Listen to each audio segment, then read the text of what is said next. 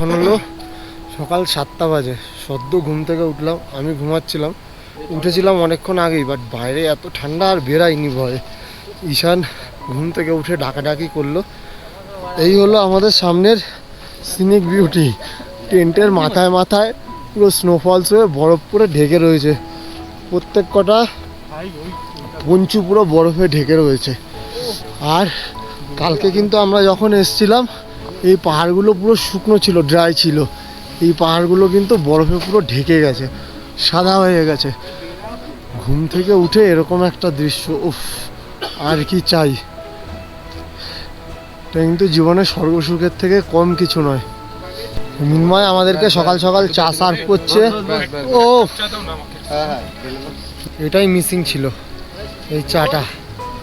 পেছনে কিন্তু এরকম গ্লেশিয়ার চকচক করছে, সূর্যের আলো পড়ে খালি সামনেটা দেখো। ওহ বিউটি। এর মধ্যে এরকম চায়ের একটা চুমুক চলে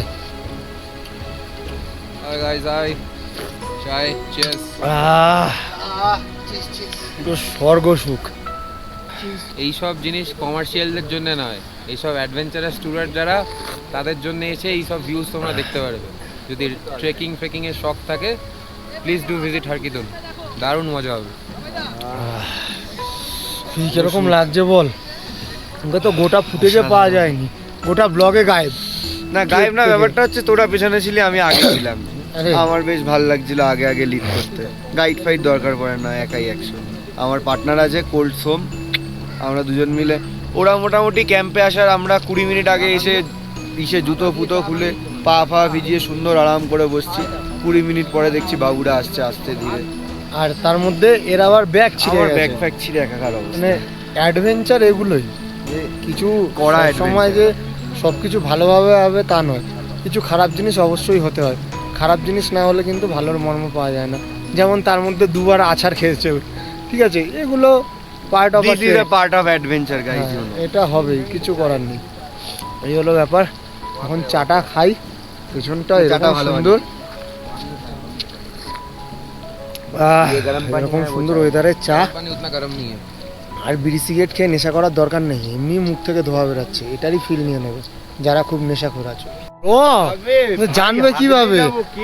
এই যে আমরা এখন প্রকৃতির মাঝে যে সবাই লাইন দিয়ে দাঁড়িয়ে পড়েছে, এটা কিসের লাইন বলো তো? এটা হাগার লাইন। সকাল সকাল ঘুম থেকে উঠে ব্ল্যাক টি খেয়ে সবার হাগা পেয়ে গেছে, এখন সবাই হাঁকতে এসছে। এটা কিন্তু কোনো ইয়ার্কি মজা নয়, এটাই বাস্তব। এখানে টেন্টের স্টে, এখানে কিন্তু মানে পটি বা টয়লেট করার মতো আলাদা কোনো অপশান নেই। এখানে এই একটাই অপশান, প্রকৃতির মাঝে এসে নিজেকে বিলিয়ে দাও আর সেরকম প্রকৃতির মাঝে এসে হেগে দাও। এছাড়া আর কোনো অপশান নেই। এই যে সবাই এরকম বড় বড় একটা পাথর নেব, পাথরের পেছনে বসে ফাটফাট মেরে দেবো। আর যারা মেরা আসছো তাদের জন্য ওই যে ওই দূরে এই টেন্টের মধ্যেই আর কি টয়লেট করা আছে, সেটা তারা ইউজ করতে পারো। এটা আমাদের জন্য পসিবল নয়। অ্যাকচুয়ালি যদি শুকনো থাকতো তাও হতো, ওই টেন্টের মধ্যে পটি করে মাটি চাপা দিয়ে দিতে হয়।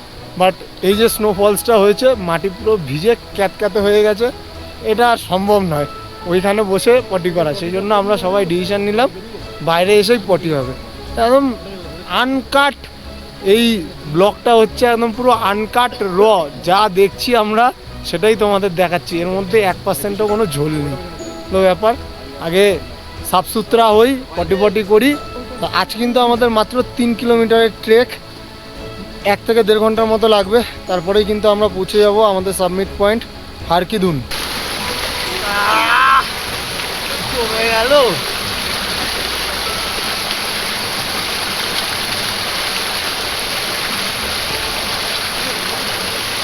প্রকৃতির মাঝে ঘুরে বেড়ালে হবে না, সাথে প্রকৃতিকে নিয়ে এনজয়ও করতে হবে। আর কিন্তু পুরো বরফের মতো জমে যাচ্ছে, এর একটা ফিলিং মজাই আলাদা।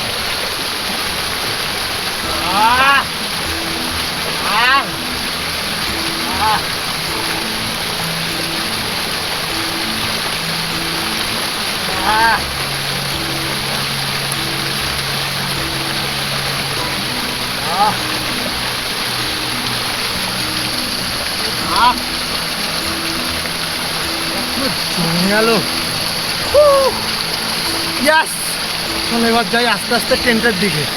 সকাল সকাল আর কি ব্রেকফাস্ট দিয়ে দিয়েছে, ছোলো কাবলি ছোলা আর পুরি। হাত পুরো বরফের মতো জমে রয়েছে। জাস্ট মুখটা ধুয়ে আসলাম আর এরকম ব্রেকফাস্ট।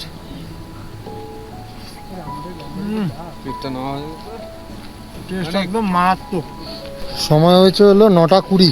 তো ব্রেকফাস্ট করে কিন্তু জাস্ট বেরোলাম হারকিদুনের উদ্দেশ্যে। এখন মোটামুটি গোটা 3 কিলোমিটারের ট্রেক আর 1.5 ঘন্টা হাতে সময়। আপাতত এটাই মাইন্ডসেট করে বেরিয়েছি, জানি না কতক্ষণে গিয়ে পৌঁছাবো বা কী হবে। গোটা টিমে কিন্তু মোটামুটি 2-3 জনের শরীর আস্তে আস্তে ডিটোরিয়েট করছে।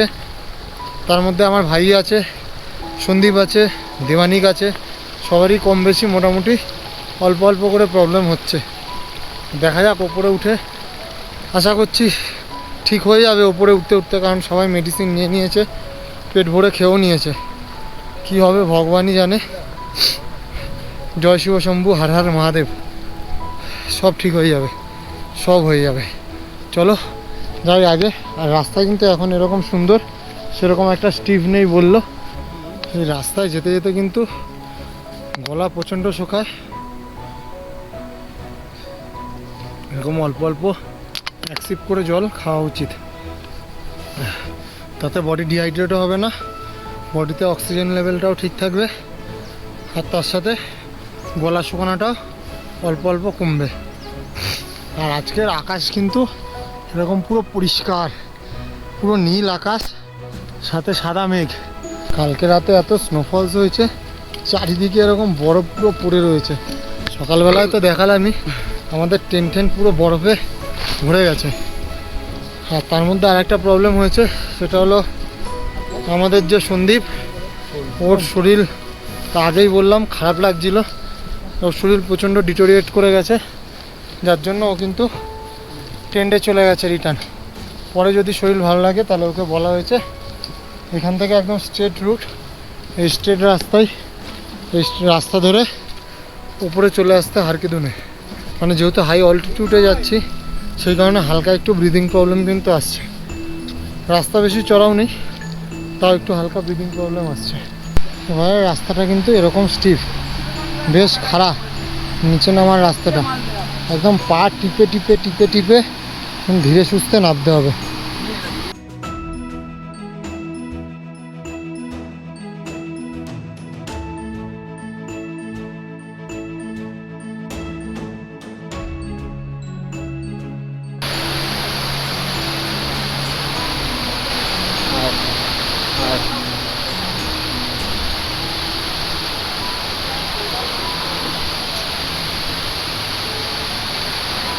রাস্তা কিন্তু বেশ খারাপ, আর তার সঙ্গে বহুত স্লিপারি, পুরো কাদা কাদা রাস্তা, পুরো কাদা কাদা রাস্তা। এই ট্রেকিং শু হলে এখানে গ্রিপের জন্য একদম পারফেক্ট, নয়তো আদার্স শু কিন্তু একটু স্লিপ করবে। গোটা রাস্তা চলে আসলাম হারকিদুনের, কোনো প্রবলেম হয়নি, বাট এখানে মনে হচ্ছে একটু প্রবলেম হচ্ছে। তার কারণ একটাই, যে পা স্লিপ করে যাচ্ছে কাদার জন্য। কাদা না থাকলে আর কোনো প্রবলেম ছিল না। আর আমাদের কিন্তু এখন এই লম্বা চড়াই উঠতে হবে। এই যে হ্যাঁ হ্যাঁ এই যে ভাই উঠছে, এরকমভাবেই আমাদেরও আস্তে আস্তে করে উঠতে হবে। আর প্রত্যেক কটা স্টেপ ফেলার আগে এরকম পা দিয়ে একটু অনেক চেক করে নিতে হবে যে পাথরটা সলিড আছে কিনা, তাহলে কিন্তু রিস্ক প্রায় অর্ধেক হয়ে যায়, যে পা স্লিপ করার, মোচকানোর বা কোনো রকমের কোনো চোট আঘাত আসার।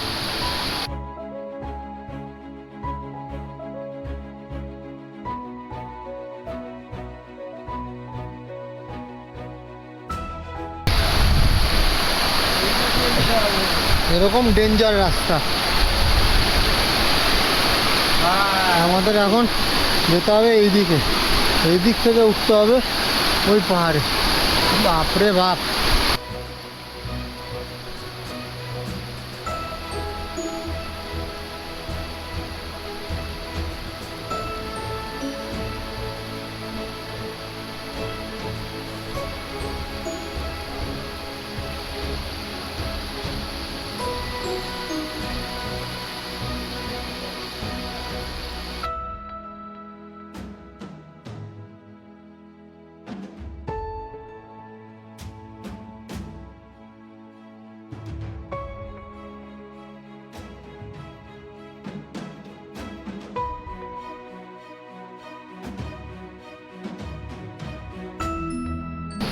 তাড়াতাড়ি তো যাচ্ছি।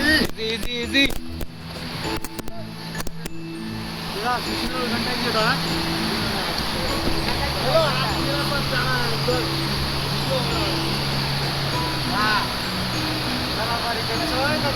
হ্যাঁ, একটু বাংলায় বলে দাও তো।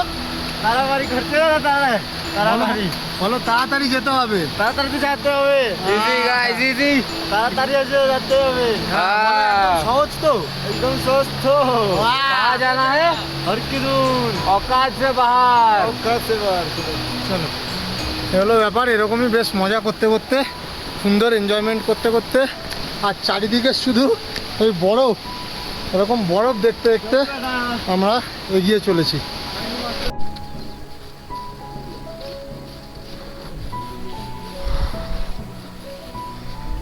আশেপাশটা হলো এরকম, পুরোই বরফে ঢাকা, পুরো বরফে ঢাকা। বিভৎস বিভৎস ওয়েদার।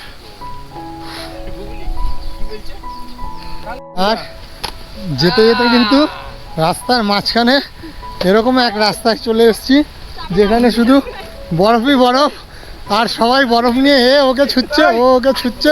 হ্যাট, এইগুলো ঘরে বসে শুধু দেখতে হবে, কোনোদিনও সামনে না আসলে কোনো দিনের মজা পাবে না। ঠিক আছে, এই হলো ব্যাপার।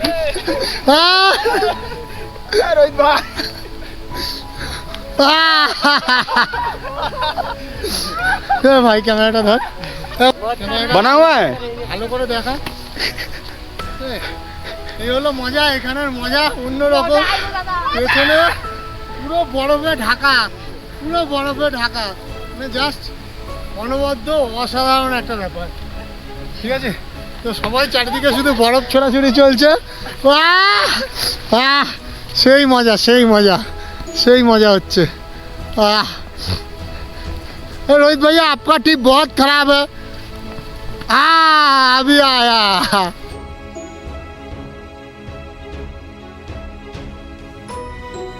মোটামুটি বেরিয়ে 1 কিলোমিটারের মতো এসে কিন্তু সবাই এখানে ফটো আর ভিডিওগ্রাফি করতে দাঁড়িয়ে পড়েছে। আমি বেশ 2-4টে রিলস বানালাম, সেটা দেখার জন্য অবশ্যই ইনস্টাগ্রাম আর ফেসবুকটা ফলো করে নিতে হবে। তুই কিছু বলতে চাস ভাই? জায়গাটা কিরকম সবাই লাগছে? একবার এখানে হলো আসবে। আর কি বলবো? চারিদিকের পরিবেশটা কিন্তু এরকম, এখান থেকে একদম পুরো ক্লিয়ার গ্লেশিয়ারটা চকচক করছে রোদের আলো করে। ভালো আসবে না, ওই দিকটায় যা, ঈশানের বাঁ দিকটায় যা। কি লাগছে! এই হলো ল্যান্ডস্কেপ, এই একটাই কারণে বারবার করে ফিরে আসা।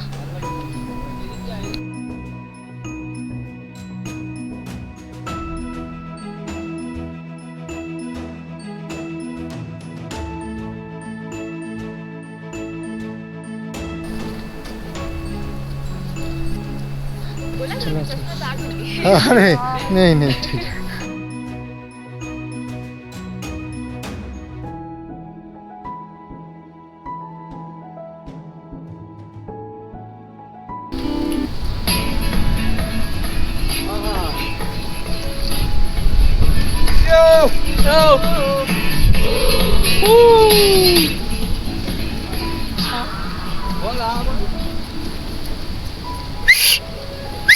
হচ্ছে না, ट्राई ट्राई। हाँ ठीक है। ভাই হাত দেখি। জমে গেছে। আর এখানে কিন্তু এরকম চাকা চাকা বরফ পড়ে রয়েছে। হ্যালো হ্যালো, किसको मार दूं? इसको ही मारू। আমারও কিন্তু এরকম ঝর্ণা আর নিচ থেকে এত স্পিডে নদী বয়ে যাচ্ছে, তার মাঝখান থেকে পার হতে হবে। যা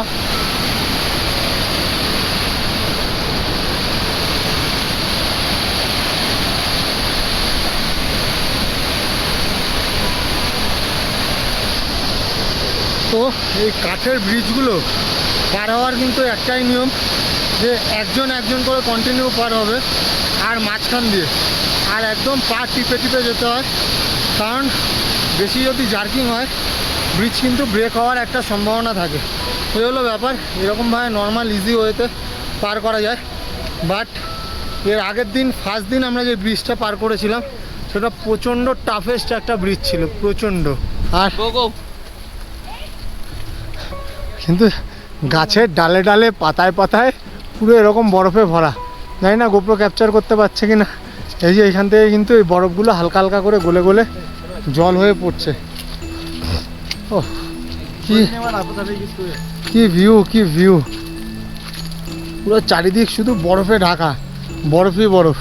আমরা কিন্তু মোটামুটি বরফের ওপর দিয়েই যাচ্ছি এখন হেঁটে হেঁটে। বাহ বাহ বাহ বাহ, এটা বাহ। বলছিলাম সিনিক বিউটি যতটা ভালো পাবো না, বেশ অনেকটাই ভালো, অনেকটাই সুন্দর।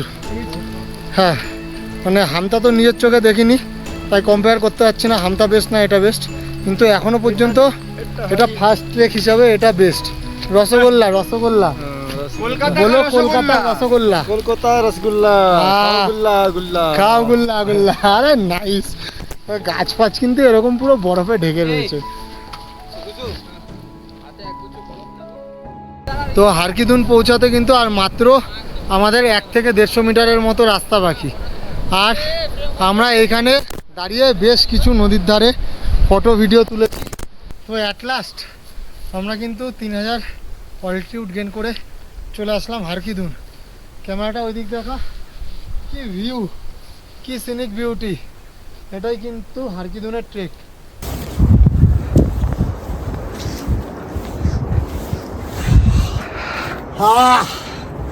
ইয়েস, মা কসম, এত খাটনি, এত মেহনত শুধু এই ভিউর জন্য। এই ভিউ দেখে মনে হচ্ছে সার্থক।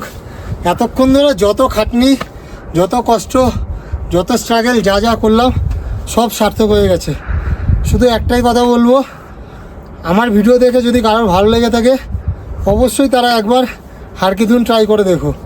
কিভাবে আসতে হবে, কোথা থেকে কন্ট্যাক্ট করতে হবে, সব ডিটেলস কমেন্টে থাকবে। আর তারপরেও যদি কোনো রকমের কোনো অসুবিধা হয়, আমার হেল্প চাওয়ার জন্য আমার ফেসবুক বা ইনস্টাগ্রামে কিন্তু আমায় টেক্সট করতে পারো। ওইখানে আমি সবসময় অ্যাভেলেবেল আছি, কন্ট্যাক্ট করতে পারো আমার সাথে। এই হলো ভিডিও। আর কি বলবো, আর এখন প্রাকৃতিক ভিউ দেখে মুখ থেকে কিছু বেরাচ্ছে না, কথা বলার মতো আর কিছু নেই। ওই দিকটা একটু দেখাবো তোমাদের। অসাধারণ ভিউ, অসাধারণ, কোনো কথা হবে না।